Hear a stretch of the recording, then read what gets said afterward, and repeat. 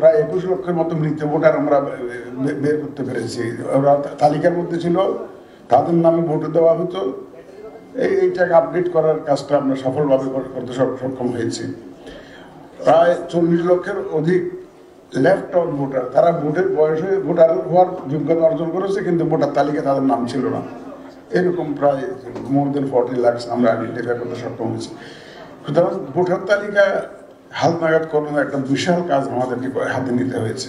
আমরা আশা করি যে এটা দিয়ে মোটামুটি এই প্রথমবারের মতো একটা যাত্রা আমরা শুরু করলাম বাংলাদেশ।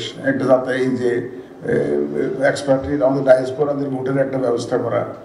এখানে আমাদের যারা ভোট কালেকশন করেন প্রায় ১০ লক্ষের মতো লোক নিয়োজিত থাকেন, আইন শৃঙ্খলা বাহিনী থেকে শুরু করে পুলিং অফিসার, প্রিসাইডিং অফিসার ইত্যাদি ইত্যাদি। ওরা নিজেরা কোনোদিন ভোট দিতে পারে না, তাদের একটা ভোটের ব্যবস্থা উদ্যোগ আমরা নিয়েছি। তারপরে আমার সরকারি চাকরিজীবীরা বিভিন্ন কনস্টিটিউয়েন্সির বাইরে পোস্টেড থাকেন, তারা ভোট দিতে পারেন না, তাদের একটা ভোটের ব্যবস্থা করেছি। পিপল বিহাইন্ড দ্য বার, তারা দেশের নাগরিক, মানে ওই বিহাইন্ড যারা জেল টেলে আছে তাদের একটা ভোটের ব্যবস্থা করা ইত্যাদি অনেকগুলো নতুন ইনিশিয়েটিভ আমাদের ঘাড়ে এসে বসছে, যার জন্য আমরা round the clock we are busy. সামনে যে নির্বাচনটা আমরা যাতে একটা সুন্দর গ্রহণযোগ্য পরিবেশে যাতে একটা নির্বাচনটা অর্গানাইজ করতে পারি, এটা আপনাদের সহযোগিতা চাওয়া আমাদের মূল উদ্দেশ্য।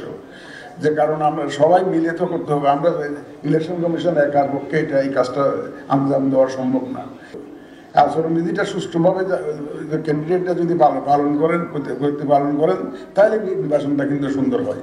এক্ষেত্রে আপনাদের সহযোগিতা চাইব, এবং আচরণবিধির আপনারা দয়া করে একটু পড়ে দেখবেন, মনোযোগ দিয়ে নিজেরা পড়বেন, এবং আপনার দলের সহকর্মীদেরকেও আপনারা একটু ব্রিফ করবেন।